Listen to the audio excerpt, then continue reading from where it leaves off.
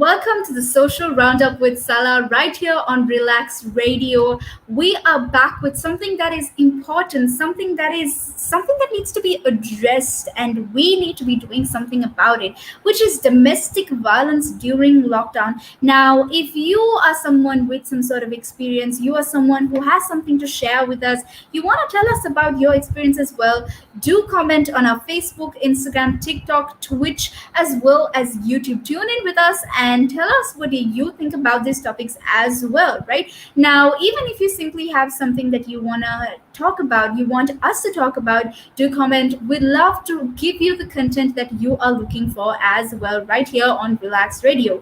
With that being said, we have something that is important and that needs to be discussed in this time and day, and that is about domestic abuse, right?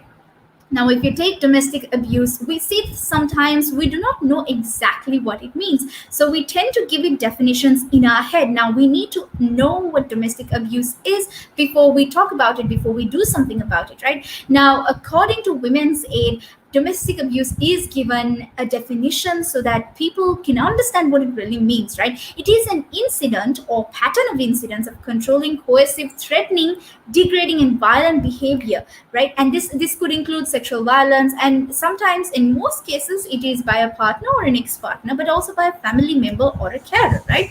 This is something very common, especially during lockdown. We've seen a lot of cases come about, and in most cases, we see that women experience this more than men. But again, that does not mean that men don't experience it as well. And we also see that children experience domestic abuse as well, right? And this is again like we've spoken, right? It is not limited to one specific type of abuse, and it includes multiple types of abuse, right? This is including coercive control. It could be emotional and psychological abuse as well. Sometimes we feel like it is not serious enough to be considered domestic abuse, but it is actually not healthy for us. Mental health matters as much as our physical health. So if it is something that where someone is emotionally abusing us, psychologically abusing us, then it's something to think about and something to address, right? Physical and sexual abuse is also domestic violence. Financial or economic abuse, harassment, and stalking, online or digital abuse are also domestic abuse, right? Now, we might think that this doesn't fall under the domestic abuse category, but this is said so, and because it is said so, we can guarantee that this is domestic abuse, and we need to do something about it, right? Now, when in the UK, we've seen that Women's Aid has taken actions to address the COVID-19 victims of domestic abuse as well. So, if you do know someone who is a victim of this situation, and if you are a victim of this situation, please do contact them. Please do take whatever needs to be done to take care of yourself mentally and physically, and do not tolerate abuse, right? Domestic abuse is not something we need to be putting up with, something that we need to be experiencing in our life.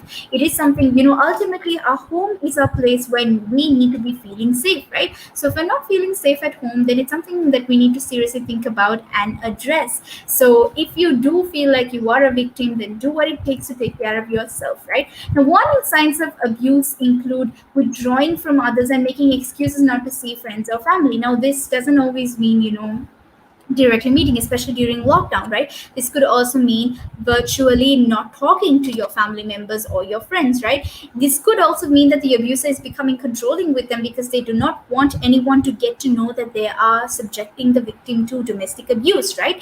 You might also be anxious around your partner, or afraid of your partner if you are being subjected to domestic abuse. So if you see that your friend or sibling or anyone, your parent even, is anxious and scared of their partner, that could possibly mean that they're facing domestic abuse. Having frequent bruises or injuries that they can't lie or explain about, right? Now, this is something that we need to take seriously, because there have been cases where women have, makeup to cover up their bruises and wounds as well, which shouldn't be the case, because this is something that we need to take seriously. If it's getting physical, we know that it's going to, be not a normal thing. It is not something we need to be taking lightly at all, right? Having limited access to money, credit cards, or cars are also a possibility of domestic abuse, because this means that the person is controlling how much of access that the victim has towards financial support, right?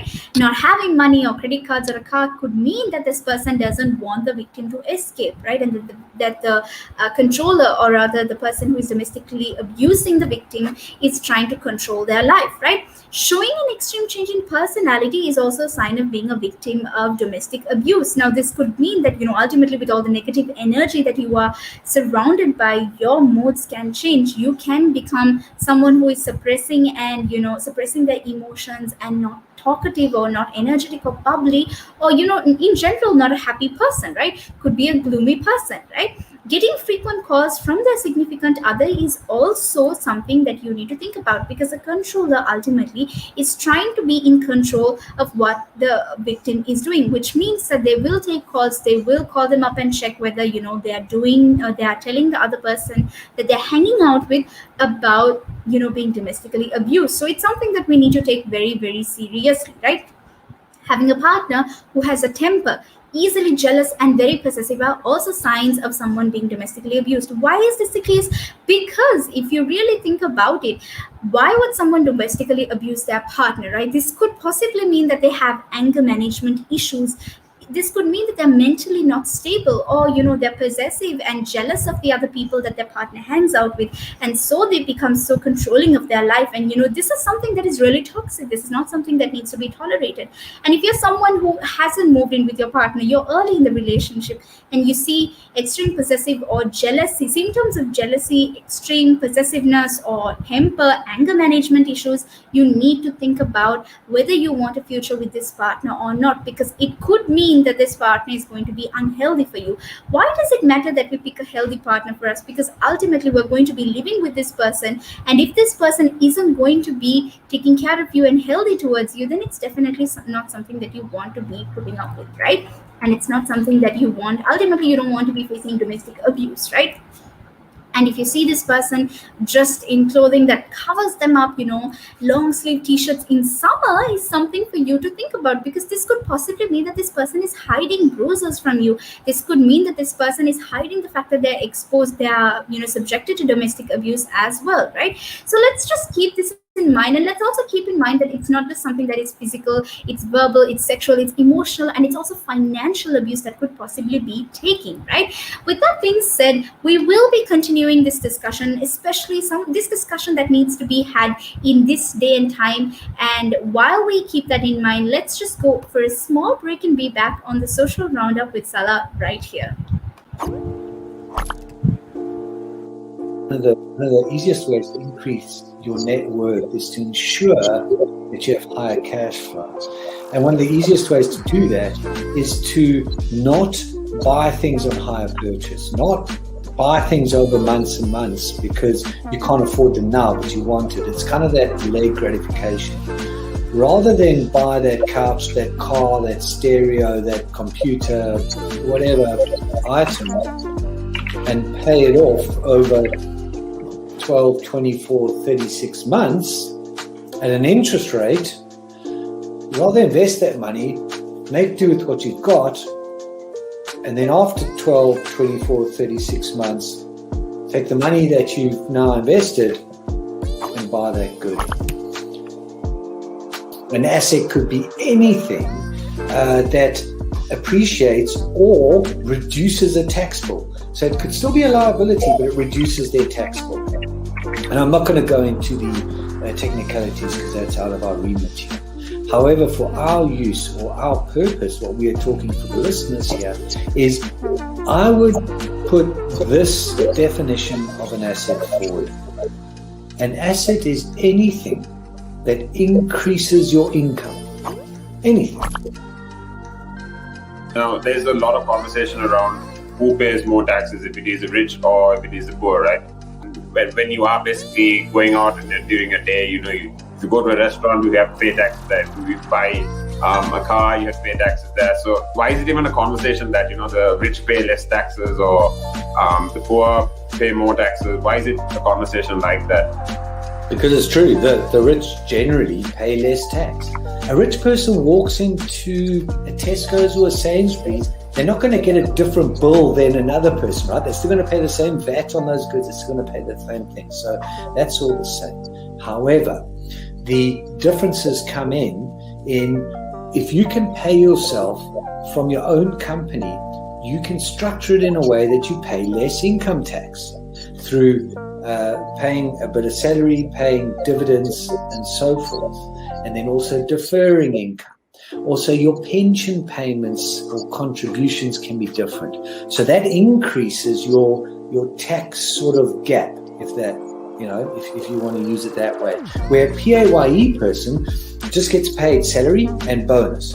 And now those are the most highly taxed sources of income in the UK, definitely, in the UK.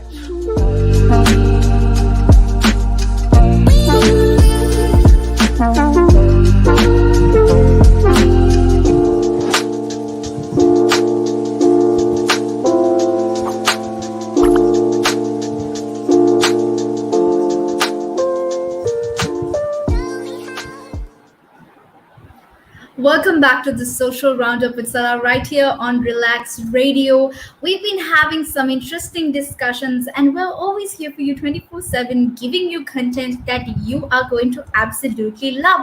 So follow us on TikTok, Instagram, Twitter, like us on Facebook, subscribe to our YouTube channel and download our app to stay tuned with us, and do let us know what you'd love to hear from us, what you want, what kind of content you want, and engage with us. Do feel free to comment and let us know what you think about our content as well. With that being said, we've been talking about something that is really, really important in this day and time, which is domestic violence, right? Domestic violence, the numbers have increased during lockdown, and there has been 12% increase in the number of domestic abuse cases referred to a victim support just in mid-May 2020, right? And these are the data given by the National Office for National Statistics as well, which is something we need to be taking seriously, right? Between April and June 2020, there was a 65% increase in calls to the National Domestic Abuse Helpline, which is something that we need to be taking very, very seriously. And this is compared to the first 3 months of that year, which is January to March 2020, right? Which shows us that ultimately the cases are on the increase, the numbers are on the increase, and we need to be doing whatever it takes in our power to be addressing and fixing this situation. So look out for your loved ones, look out for your friends, your siblings, your relatives, yourself even, because sometimes we tend to ignore the domestic abuse that we are subjected to as well, right? So make sure that you are taking care of yourself and you are looking out for your loved ones and you are looking out for people in general, and passing on the message about how important it is for us to address this problem as well, right? The Domestic Abuse Act has also come into force on 29th April 2021 to make a change to better protect survivors of domestic abuse and strengthen measures to address the behavior of perpetrators as well. And this means that ultimately organizations such as Refuge and Women's Aid have also taken this act into consideration, welcomed it to better help victims of domestic violence. So you do not have to worry about anything, to be honest, because ultimately there are things that the government is doing, and there are things that are done by organizations and the communities are doing. Even online there has been a lot of support that has been raised for domestic violence victims, right? We saw a lot of trends come up where basically if you are a victim and you are video calling, or if you are making a TikTok to show your hand and show that just simple things, right? You do not have to verbally say it out loud, you just have to show your hand and say make a sign, and that basically means that you are facing domestic abuse and your viewers will take action to address this problem, right? So make sure you're doing whatever it takes to show people that you are facing domestic abuse, because ultimately we can get support from outside. There are things that the government is doing, that the UK government is doing to address this problem as well, right? So keep that in mind and feel safe to share your story, feel safe with people so that you can be addressing your problems. With that being said, let's move into how this crisis, how lockdown has really impacted domestic violence as well, how the rates have increased, right? We see that ultimately whatever happens, COVID-19 has resulted in increase in intimate partner violence due to lockdown and curfews, because you are stuck in your household, you are stuck with your partner, and you have no choice but to stay with them. Right now, sometimes you've been stuck inside for months, which means that you have no escape, right? This is, ultimately putting so much pressure on you to not open your mouth, because you feel like you cannot get support at a time like this, right? You cannot go to a friend's house, you cannot go to a family member's house, and you also feel like, officials are busy addressing the lockdown situation in itself, right? COVID-19 in itself. How are they going to be addressing your problem as well, right? How are they going to be addressing the fact that you are facing domestic violence? Now, just because you are having all these thoughts running through your head doesn't mean that it is true. Trust me, you have support. We spoke about the Domestic Abuse Act that has been enacted, and so you have the support from the officials, from the government in itself.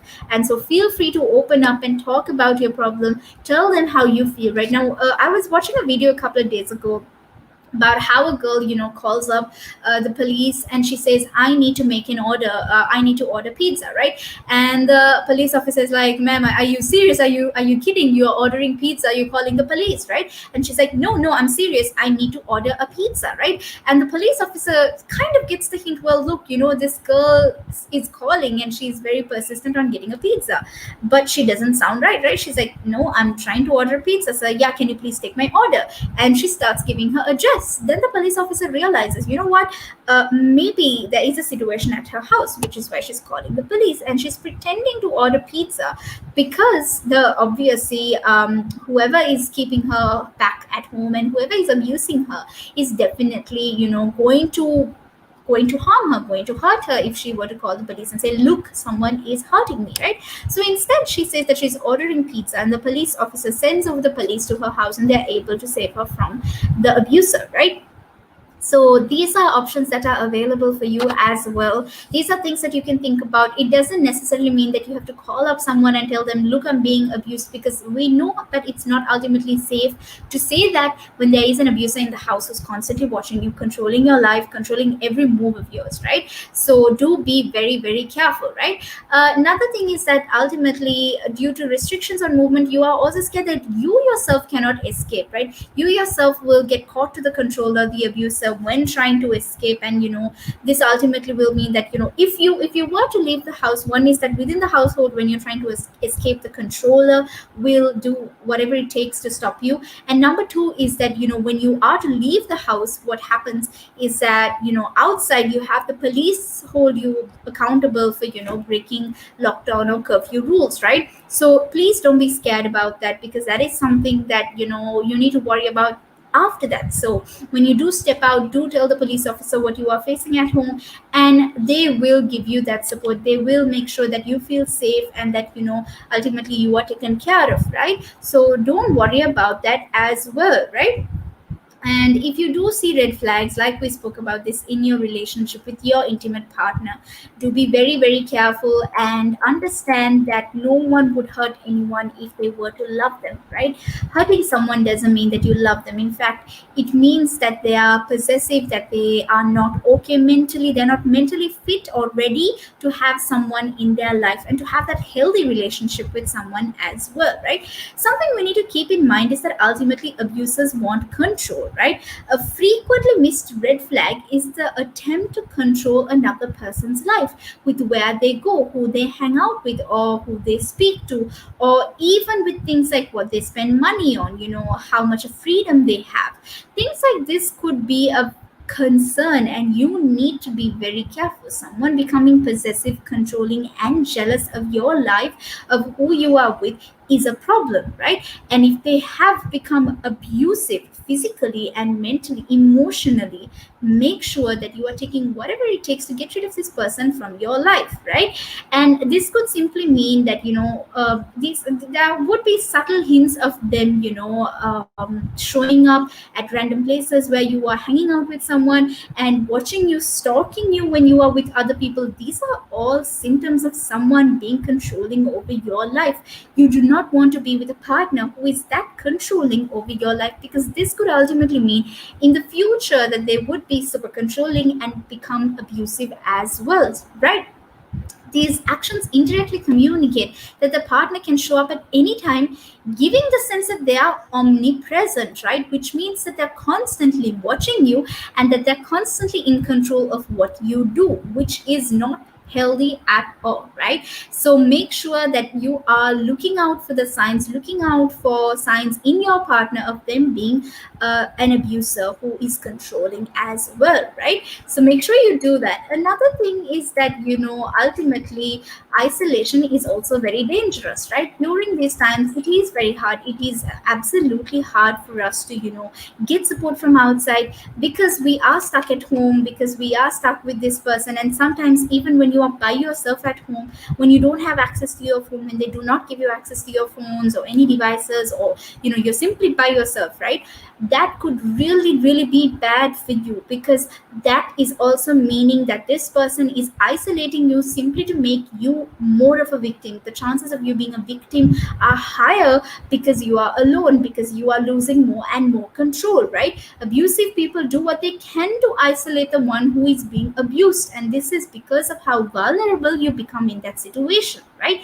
They will try to cut your loved ones, they will isolate you, they will make sure you do not hang out with your family or your friends, they won't even let you call your co-workers, they'll try to make you stop working and from continuing your studies. They do not give you enough attention, and they'll make sure that you maintain distance and isolate yourself from work, from things that you enjoy in life, and also people in general, right? By stripping away you from all these things that make you happy and from other relationships as well, they're making you very very dependent on them, and making you dependent on them means that they are in much more control of your life, right? With that being said, there is so much more that we need to be discussing about domestic abuse. Everything you need to know about domestic abuse, questions that you have, questions that are not addressed. And if you do have any other questions, do comment on our Facebook, YouTube, Instagram, Twitter, Twitch, and even TikTok, right? Tell us what you have, what are your questions for us, and what do you want us to be talking about, and how can we help you with these situations as well. With that being said, we're going in for a small break. We'll be right back here on the Social Roundup with Sala, talking more about other questions that we have about domestic abuse. Again. But now, if you say to a child, if I went up to a child and said, you've had one to forget, God, there'd be an inquest. Me,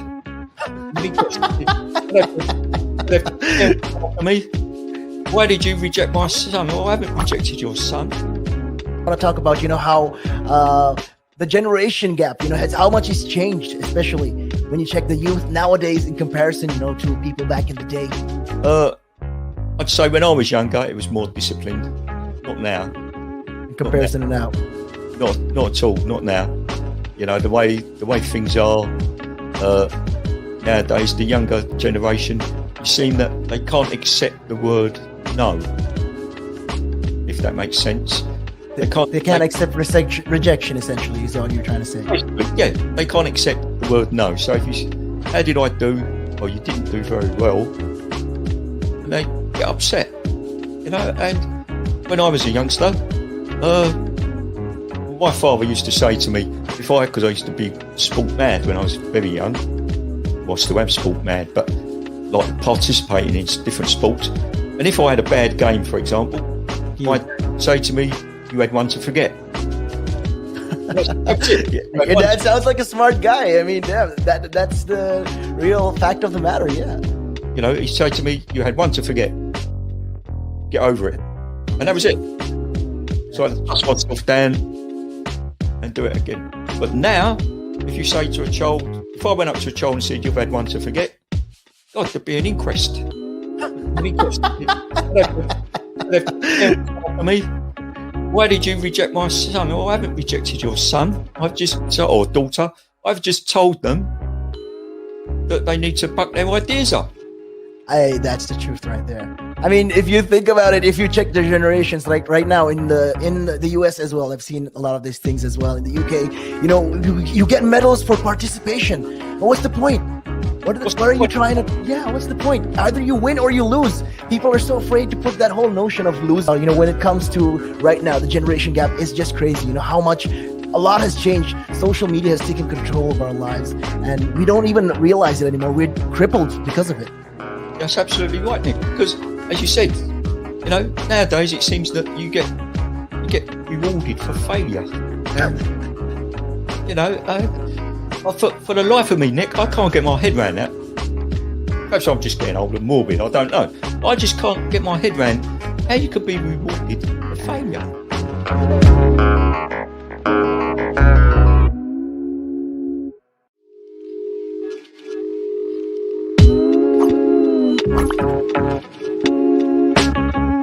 The valuations that you place on an asset are always behind you. It's always in hindsight. It's never in front of you. And that's one of the challenges, right? Because you're always valuing what happened yesterday. And what you need is what's going to happen tomorrow.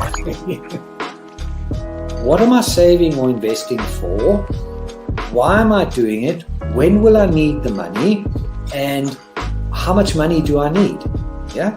So that's quite important, because when you're looking at your net worth, you got to start with saying, well, what do I want my net worth to be, so that there's a goal, and then work backwards. How do I get there? And if I can start with £50 or $50 a week, if I save that every week, and you can go online and use calculators online. I don't have to teach you the maths behind it, but you can say, okay, and if I get a 3% return and I put this away for how long will it take to reach my goal? And that's called just this basic cash flow projection calculations. And it's what we use in financial planning all the time.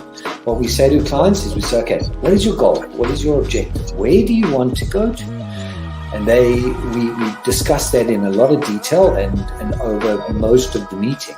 And then the rest of it is saying, okay, in your exact circumstances, with your risk profile, with how you feel about investments and pensions and taxes and where you are and who you work with, and your education level or your lack of education, or how involved you want to be. There's a lot of variables that we take into account, and then we say, okay, here's a plan. You start like this, that's great. And then we review it all the time, and we say, okay, we need to increase it, we're on track, we're not, this is what is happening. Because remember, when you're dealing with assets, the valuations that you place on an asset are always behind you. It's always in hindsight. It's never in front of you. And that's one of the challenges, right? Because you're always valuing what happened yesterday, and what you need is what's going to happen tomorrow. So that's a struggle. Yeah. So there are strategies everywhere from £50 a week up to £100 million, and they're different, right? They range differently from everyone, but and from country to country, to be fair. Different countries have different tax laws, so different vehicles. But from your point of view, at the sort of normal end, I'm not going to call it the low end because I'm in that boat as well. It's as tax efficient as you can get it. That's where you start. You use all the tax efficiencies, and then you step up into different things.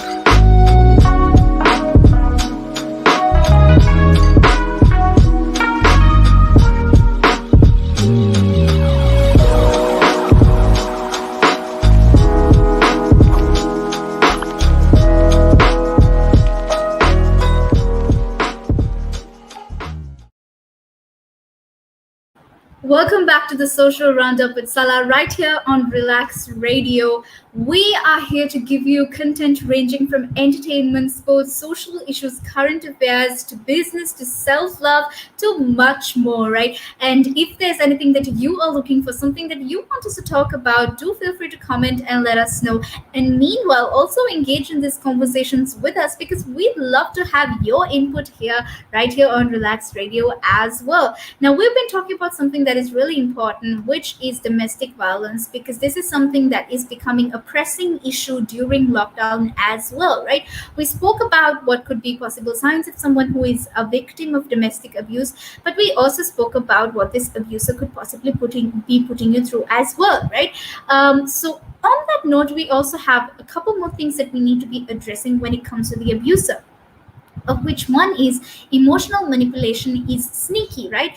The abuser will always make you feel like you are not being abused, and that is just how it is, right? Sometimes you might be feeling like, they're doing it out of love, they're doing it because they care for us, they don't want us to get into trouble, they don't want us to get hurt, which is why they're getting so controlling over our life. But that isn't the case, right?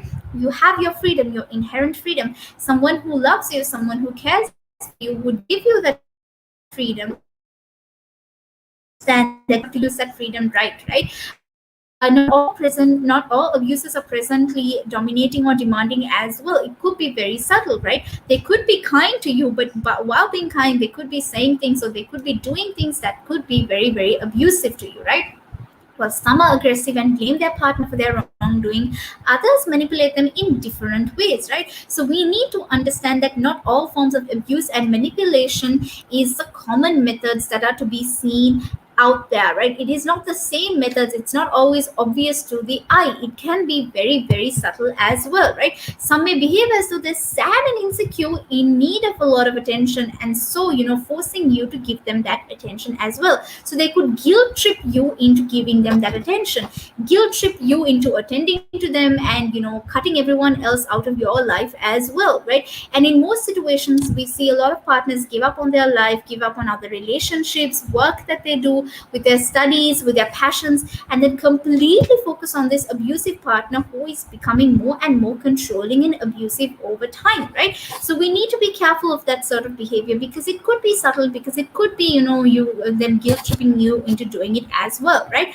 Some may see this person as pathetic and pitiful as well, and thereby missing the possibility of them being a manipulator, of them being manipulating them into doing this as well. So we have to be careful about this situation as well, right?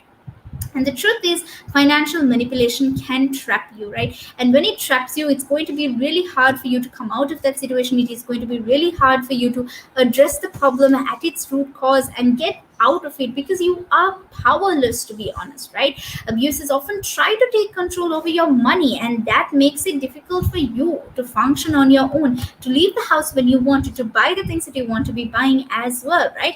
And they may even insist on sharing bank accounts, monitoring transactions as well, which is very toxic, right? Ultimately, them financially controlling your life isn't something that should be happening, right? And they might also discourage you to, like we've spoken about, discourage you to work, right? Making you completely dependent on the abuser's income and on their support as well, right? This makes you ultimately completely under their control, right? Now, another thing that we need to be talking about is, we spoke about how there could be symptoms of a person, right? Them being closed off, them having bruises, injuries that could mean that they are facing domestic abuse at home, right? But we also need to understand that friends and family members could also miss these red flags, right? There are usual signs that we would be missing, and this could mean that ultimately we're not helping this person out of this situation, right? Because of the controlling behavior, sometimes we might not even get to spend time with our family and friends, which makes us think, oh, they're so obsessed with their partner, they don't even have time for us. Or you might even be thinking that they're happy and they're living their life, which means that they are not facing any sort of abuse. But this could be exactly the opposite, right? So make sure that you are not missing these signs. And if you see someone withdrawing themselves and they're not involved, the ideal, I know that it could possibly mean that they're having fun, or that they're happy with their partner, but this doesn't mean that you do not check up on them, especially if you know this person and it's not normal behavior for them to do that. Do check up on them, right?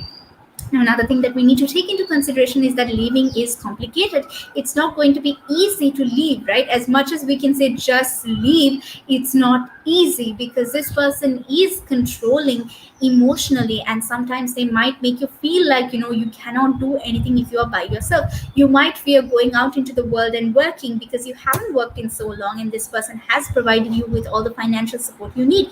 You might be scared about communicating with people because this person has always been the only one you have communicated with. And that means that you are scared, you are completely dependent on someone, and it's going to be hard. It is definitely going to be hard for you to become independent again, right? And this person needs a window of opportunity, a safe place to go to, and money to sustain themselves, so that they do not feel like they have to depend on this person completely, right? So make sure that you are doing everything in your power to help them, to give them that support, to give them that support while they somehow manage to get back on track as well, right? So make sure you do that if you are someone that this person knows, right? Definitely call the police, and call those in power. We spoke about how Women's Aid is also offering that support to victims in the UK, so you can definitely call them up and get that support that you need as well, right?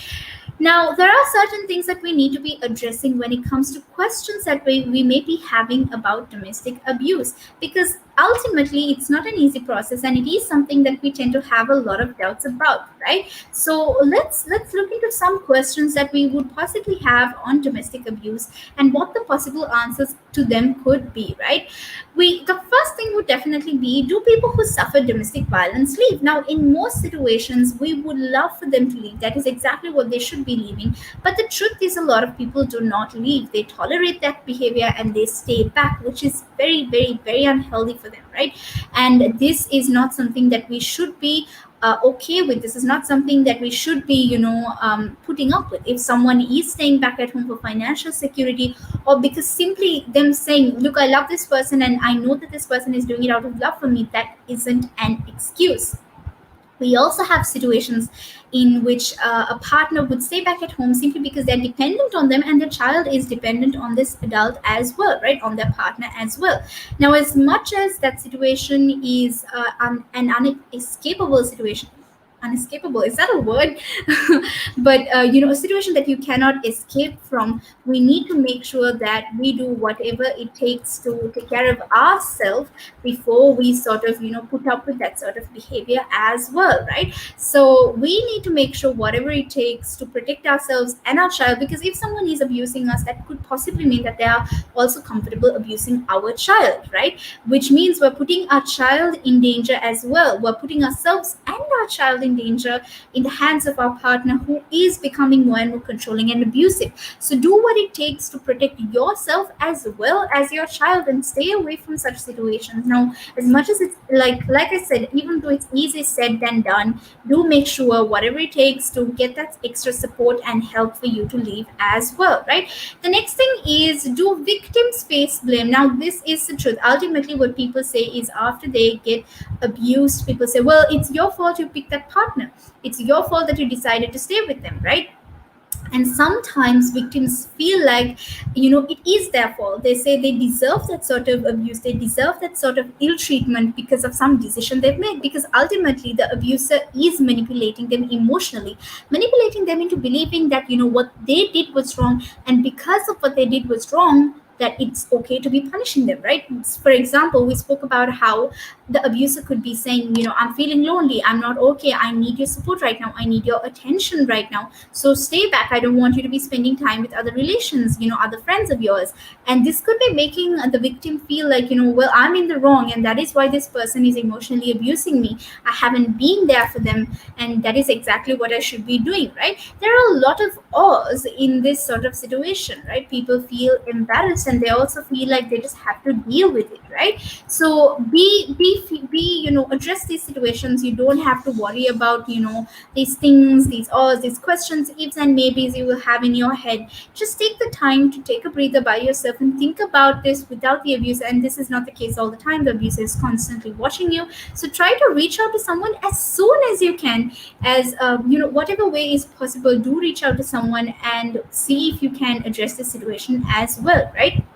Another thing is that is it all about the power of the abuser? This is a question that is constantly had, right? Now, see, it isn't about love and concern for a partner when someone is abusing them, right? It's about sometimes this abuser may be, feeling like it's not only about the power the abuser has over the victim, but also the control that the abuser has over the victim. Right now, we spoke about how financially they'd be controlling them. We spoke about how they could be, controlling their activities, what they do with their life, whether they work, whether they are, studying, whether they are going to be, out there enjoying time with their friends and parents or people that they know as well, right? So we need to understand that this control is something that we need to think about, right? And it may or may not be physical abuse, but it is still violence, and that is something we need to come to terms with, right? And the next thing is also, is responding with violence the answer to this? Now, this is something that comes up a lot. Do we teach women self-defense, or even men who face abuse, do we teach them self-defense? Is that going to be the right answer, right? Now, the truth is, there have been situations in which people have fought against domestic violence with self-defense or physically fighting them, right? And some situations have spoken about how it has got extreme and out of control as well. I was reading up on this case about a woman who, was exposed to physical violence, and she hit her partner back, right? And when she did hit her partner back, he got even more violent, and the torture that he put her through was much more serious, to the point where she was admitted in the hospital, right? So responding to violence with violence may not be the answer, especially if your partner is physically stronger than you, right? If the person who is putting you through abuse is physically stronger than you, then definitely responding to it with violence is not the way to go about it as well, right?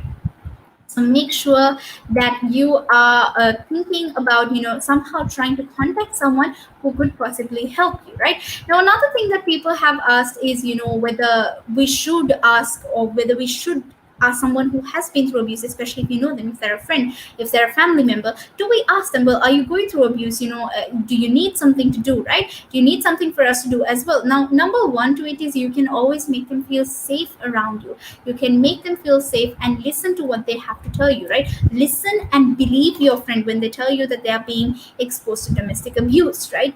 And do not get involved in their fights. Do not try to take sides in that situation. Do not even defend them with their partner, because when you are not going to be around, their partner is going to abuse them, right? Instead, call the police and offer them a safe place to stay in while the situation is being addressed, right? Offer them that financial support, that physical space that they can use, work that they could possibly do, and become independent through, so that they're not dependent on their abuser anymore, right?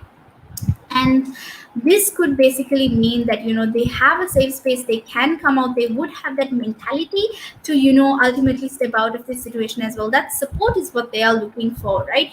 Now, we need to understand that domestic abuse has been a serious issue over the years, but it has gotten worse over lockdown. It is something that we need to be addressing, and it is something that we need to look into, whether we are the victim, whether someone we love is the victim, whether a friend is the victim. It is something that we need to be addressing, right? So with that being said, we're going to go into a small break and come back, and we're going to wrap it up, because we're almost at the end of the show, and especially talking about domestic abuse, but we have more topics and more discussions coming up as well. So stay tuned with us. This is Sala on the Social Roundup.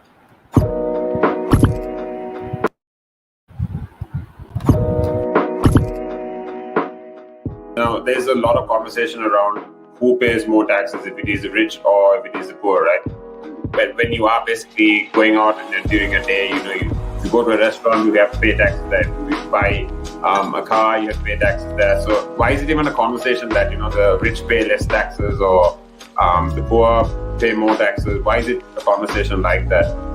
Because it's true that the rich generally pay less tax. A rich person walks into a Tesco's or a Sainsbury's, they're not going to get a different bill than another person, right? They're still going to pay the same VAT on those goods. They're still going to pay the same thing. So that's all the same. However, the differences come in if you can pay yourself from your own company, you can structure it in a way that you pay less income tax through paying a bit of salary, paying dividends, and so forth, and then also deferring income. Also, your pension payments or contributions can be different. So that increases your tax sort of gap, if you want to use it that way. Where a PAYE person just gets paid salary and bonus. And now those are the most highly taxed sources of income in the UK, definitely, in the UK. We've seen it, right? If an owner of a large public traded company does something wrong, irrelevant of what that company does or how valuable that company is, the stock generally falls into a pool of nothing, right? Because in a public company where the stock is traded openly on the stock exchange, the value of that stock is driven by supply and demand, it's driven by emotion, it's driven by news, it's driven by quite a lot of variables over and above the actual accounting or total net worth of that company.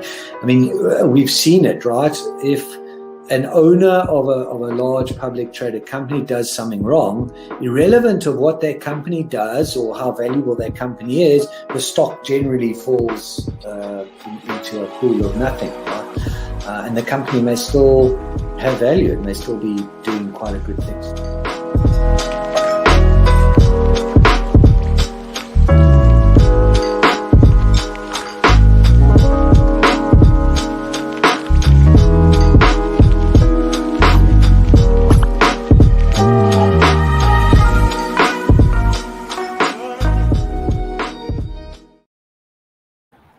Welcome back to the Social Roundup with Sala right here on Relaks Radio. We've been talking about a very important topic, which is domestic abuse, domestic violence during lockdown. It is something that we need to be addressing. It is something that we need to be doing something about, right? So if you are facing domestic abuse, or if you know of someone who is possibly showing symptoms, which we have discussed about as well, or if you know of an abuser who is also showing symptoms of a controller who's probably abusing someone at home, then do make sure that you contact someone who could possibly help with this situation as well. Call the police. Do not hesitate, right? Do not worry about anything, because the Domestic Abuse Act has been enacted and it is something that is functioning right now, and we see organizations coming up and taking the actions that are necessary to be addressing this problem as well, right? With that being said, it is something that we would love for you to engage with us and talk about as well. Tell us if we have missed something, or if there's something that you would love for us to discuss about as well. You can comment on our Facebook, Instagram, TikTok, Twitch, YouTube as well. Follow us on these apps, and you can even download our app on your phone, and you can tune in with us 24/7 on Relaks Radio, where we give you topics ranging from entertainment to sports to business, travel, self-love, social issues, current affairs, politics, as well as much more. The list just keeps going, right? So do stay tuned with us, and we have an interesting topic coming up next as well. With that being said, this show is coming to an end. We have something interesting coming up next about studies. If you are a student or you're someone who is trying to pursue something in your education, then do stay tuned. This is Sala on the Social Roundup on Relaks Radio right here with you.